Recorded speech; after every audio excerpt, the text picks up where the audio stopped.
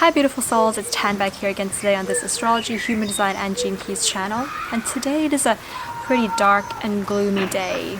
Perfect day for sending messages from 2027 for you guys.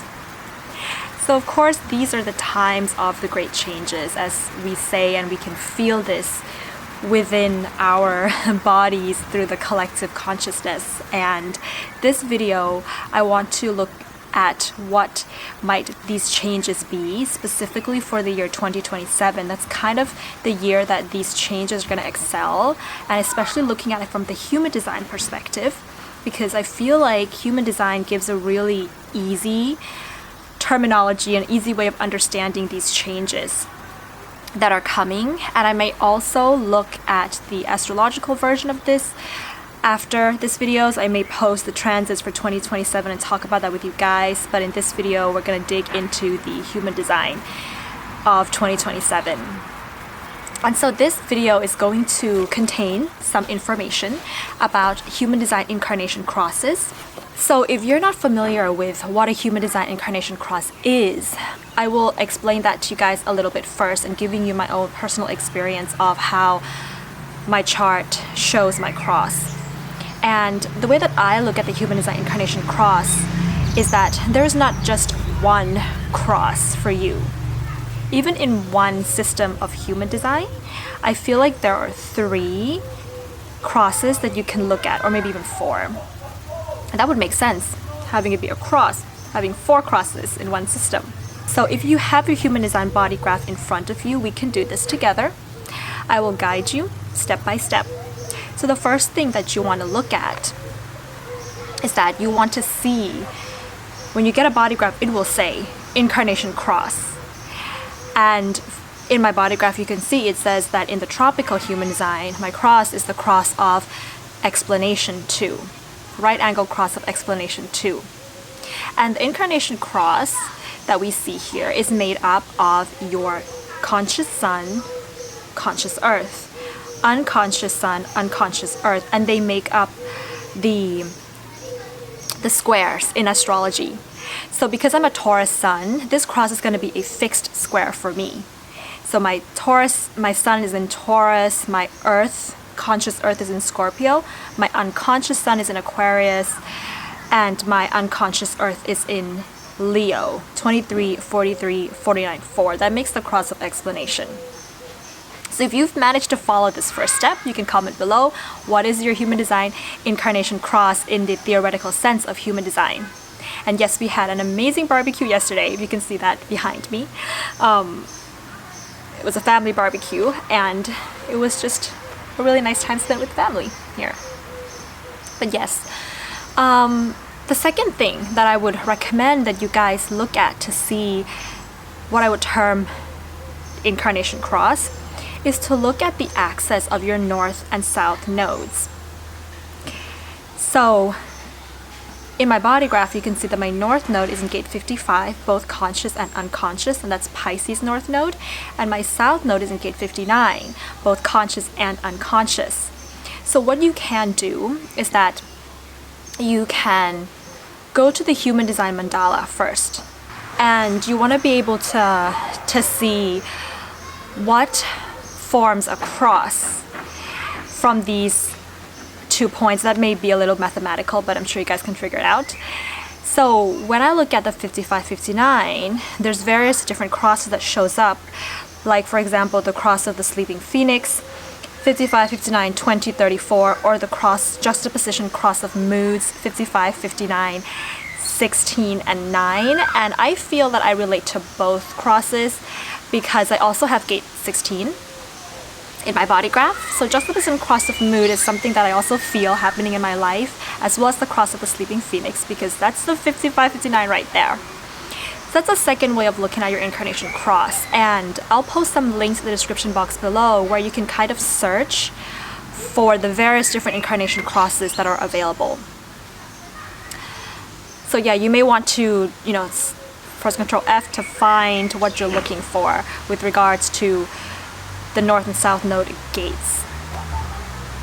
And I would go with the cross that leads with your north node in this case. because that's where kind of you're evolving towards. So look for the cross that starts with your north node. And of course, if there's various different crosses that pop up, just see which one resonates most with you. You know, this is an experiment, and it is your own personal experience is just as important. And I also want to say thank you to someone on on Facebook. There's this Gene Keys group on Facebook who brought up the topic of the North and South Node being something that we can look for with regards to your incarnation cross. The third way of looking at your incarnation cross, this is very astrological, and that's looking at your Ascendant and Descendant and midheaven and IC. And that's going to form a cross, right? That's the structure of your astrological natal chart already there. That's a cross right there that you already have in your natal chart. And I think that this is something very, very important as well to look at for an incarnation cross. So I would recommend that you look at your midheaven being the first leading number, or your Ascendant being the first leading number of a cross. So for example, my Ascendant is in gate 12. And if you're not a member on geneticmatrix.com, you may not be able to get this overlay, this chart that I'm showing you right here. But what you can do is that, yes, but if you don't have that, you can go to a link I'm going to post in the description box below or in the comments below that tells you what gate each particular zodiac degrees falls into, and then you can go to another website that has all of the human design crosses on it, which is also going to be in the links below, and kind of match it up there. Because I am a member on Genetic Matrix, I can already see that my Ascendant falls into gate 12 in human design and gene key 12. And then you can see my midheaven is in gate 22 and my IC is in gate 47. So there's already a cross actually that has these 4 gates in it, and that's called the juxtaposition cross of grace and also the left angle cross of informing. And that leads with the 22, 47 leading with my midheaven and the 11 and 12. And so I would also recommend that you can do this for your sidereal human design body graph and your true sidereal or cosmic human design body graph as well. And I'm probably not going to go through the steps of how to do that again, and I may not go through my own crosses there, but what I did find out was that in my sidereal human design body graph, the traditional or the theoretical incarnation cross is the cross of limitation. My north and south nodes are falling in 4131, which is the cross of the unexpected. And my ascendant is 2034. My ascendant is 20, my descendant is 34, and that would make it either the cross of the sleeping phoenix leading with the 20 or the cross of industry. In cosmic human design body graph, my incarnation cross, traditional theoretical version, is the cross of penetration, leading with the 51, 57. So I would, take a little bit of time, do a bit of research, read these various different incarnation crosses. They're all very interesting to read anyways. All right, so with that in mind, that is talking about your own personal incarnation cross, okay? And the different ways that you can find your own personal incarnation cross in your own individual body graph. But now let's talk about 2027. And before I continue, I'd like to also say thank you to various different sources out there that have given me this information and I've gotten this information from, as well as especially Unlock Your Design by Bella and Ashley, where I received a large chunk of this message that I'm sharing with you guys today. You can follow their website in the description box below if you haven't already accessed unlockyourdesign.com. So collectively, there's already an incarnation cross there. And one incarnation cross collectively lasts for about 400 years. So every 400 years, we have a shift in the collective incarnation cross. So currently, right now, today, when I make this video in June of 2021, we are on collectively the incarnation cross of planning and the incarnation cross of Maya. They come together. So there's always in this global cycle 2 crosses. Like one of them is the yin, the other one is the yang, they operate together. And so the cross of planning is comprised of gates 37, 40, 16, and 9. And the cross of Maya is comprised of gates 42, 32, 61, and 62. And we can see how, as a society, we have been using these two crosses. We have been very focused on community planning and relying on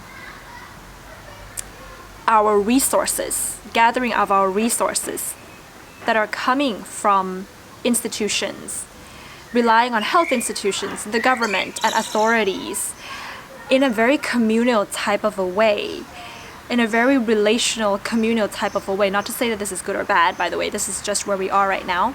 We are sort of very dependent on healthcare from healthcare institutions, right? Money being made from companies that we work at, and that type of an energy is the cross of planning.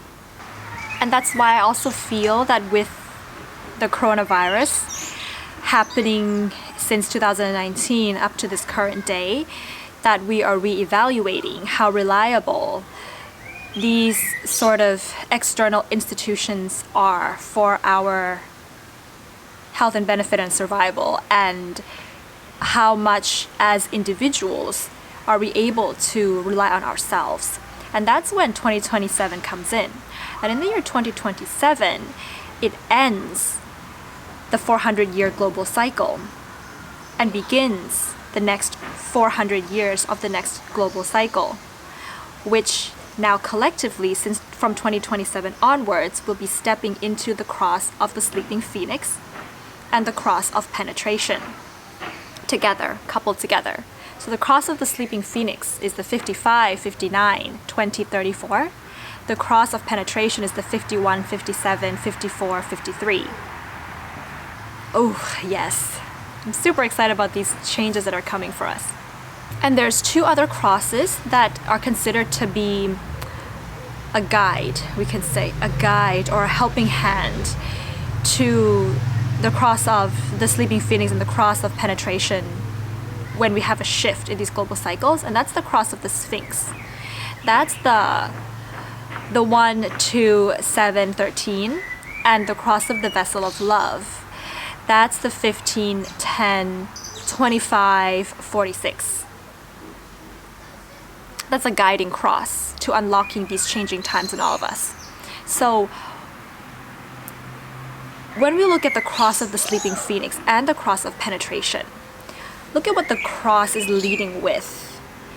The cross of the sleeping phoenix, I feel strongly, leads with the 55, which in the gene keys, at the city and the gift of it, is called freedom. The shadow is victimization. The superpower of these changing times is freedom. The cross of penetration leads with the 51. I feel that traditionally it would really lead with this gate, and the city of it is awakening. The gift is initiation. The shadow is agitation. So we are stepping into times of awakening to our freedom, especially our personal freedom.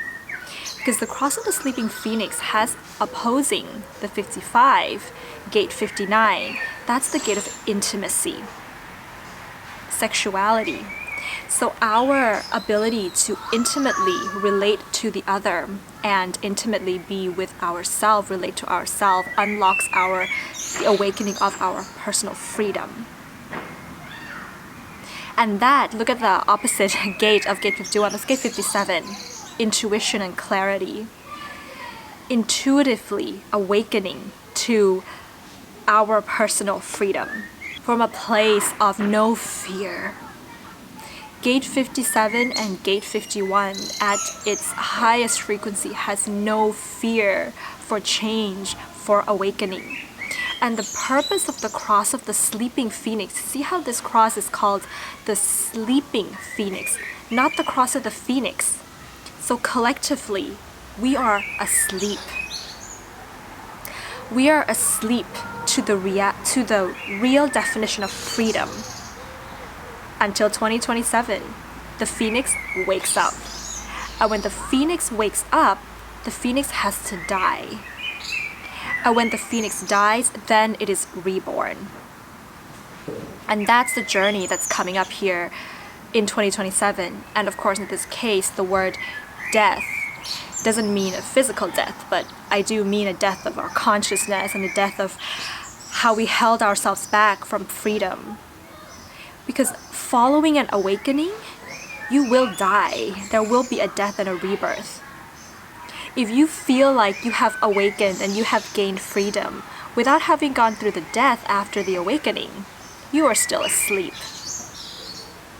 But when you wake up, you will die and you will be reborn, and there will be a rebirth process, and you are truly awakened.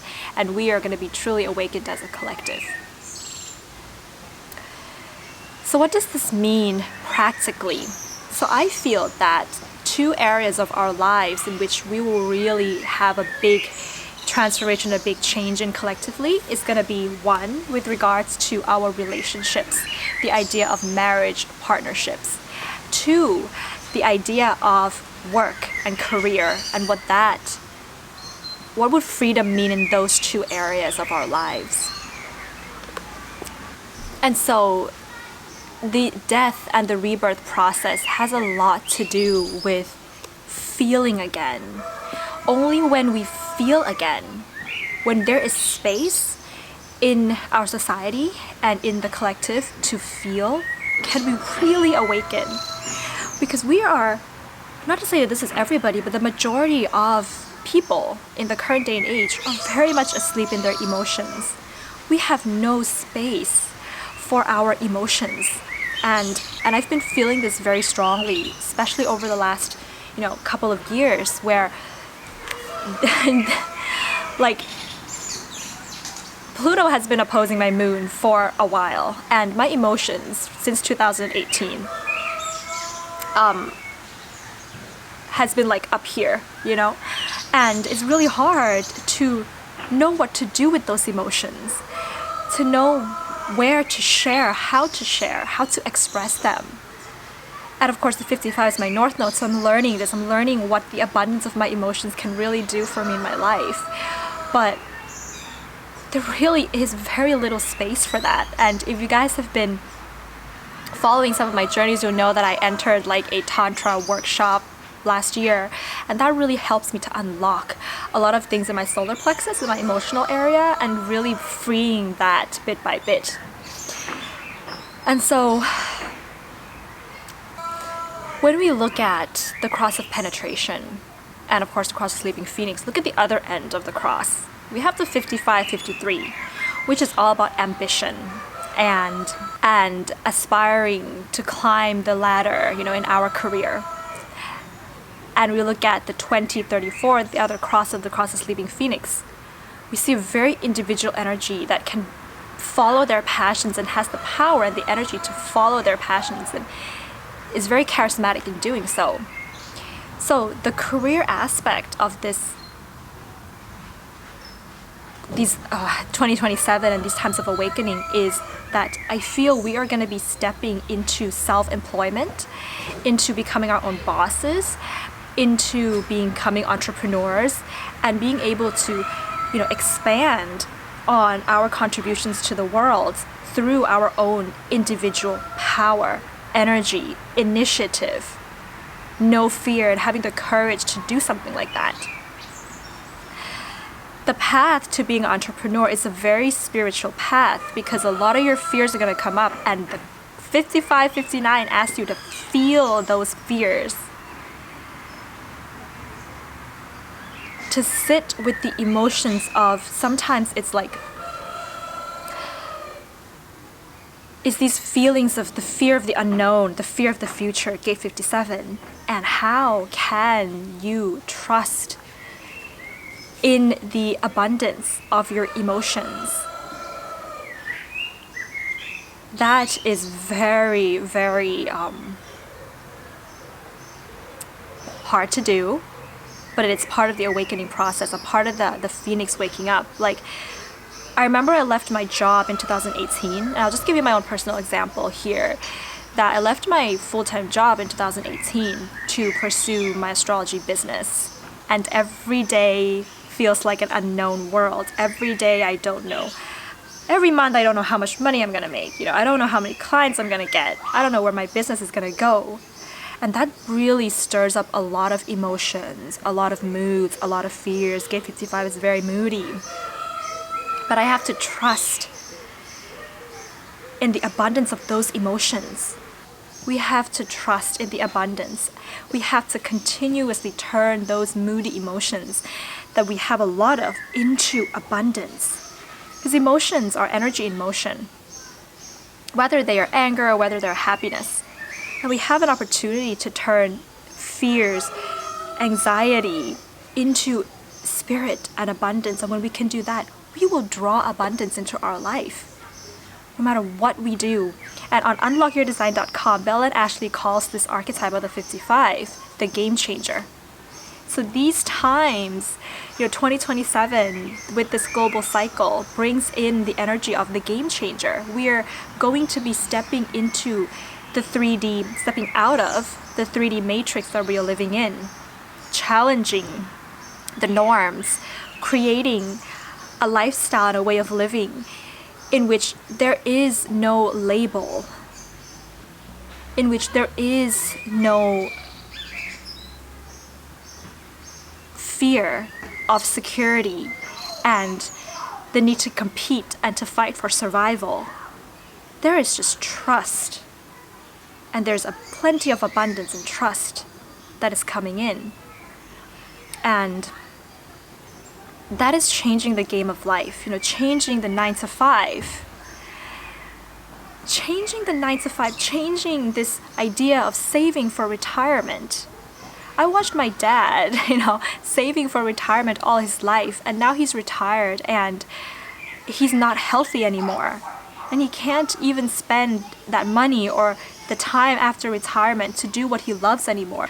And he spent 30 years of his life doing a job that it was really stressful for him. And now that he's in retirement, he has no more energy or the health to actually do what he wants to do now that he really loves. Why do we do that, right? So these are like the times where we're stepping out of that mentality into real freedom. In terms of our relationships, I feel that in terms of our relationships, Gate 59 and Gate 57 has a lot to say there. Gate 59 tells us that to have a long-lasting connection with someone, that the future of relating is really about honesty. Honesty creates intimacy. Suddenly the sun is shining. Oh my gosh. That honesty is what creates intimacy. That it's not just sex, and that it requires a pair of sparrows are interested in one of our birdhouses and they're playing with each other. It's so cute. Yes, that true vulnerability means we push through the closure of our emotions, that we open up our emotions and free ourselves to be honest and share everything with another person, and that we trust our intuition. Gate 57, we trust our intuition when we relate to the other, and we relate to each other from a place of softness and gentleness, always with Gate 57, right? That we are going to be very independent individuals. Gate cross of penetration and the cross of the sleeping phoenix, having the 2034 there, is very individualistic in nature, and the future of relationships means that we are independent on our own, and we are able to enter into commitment with this beautiful way of balancing independence with our independent lives, with the life that we have with another, that we're balancing intimacy with personal freedom, and that a truly solid, progressive relationship is no longer going to be based on needs. Because we're going to be making our own money. We're going to be our own bosses. We're going to be reborn into that. And so, coming into a relationship with another fully whole, materially whole, spiritually whole, emotionally whole, and abundant. But yet, we're not afraid to bond, to merge, to be vulnerable. That is the future of relating that 2027 brings for us. So, I think that's it for this video, beautiful souls. Let me know what you think. And have you been feeling the same kind of energies around you during these changing times? And if you were born with your personal incarnation cross on the cross of the sleeping phoenix or the cross of penetration, this is not going to be much of a shock for you. You know, this is something that you probably are experiencing consistent themes in your life already, and these changing times are going to feel more like aligned for you. And if you have the cross of the Sphinx or the vessel of love, like there's a real potential and a real energy there to be able to offer love and guidance to the people in your life, or for the rest of us as a collective, because we will feel this as a collective. We will feel the cross of the sleeping phoenix and the cross of penetration in our individual bodies because it's a collective theme. Alright, so that's it for today, beautiful souls. The sun's coming out, and wishing you all a beautiful day. Bye!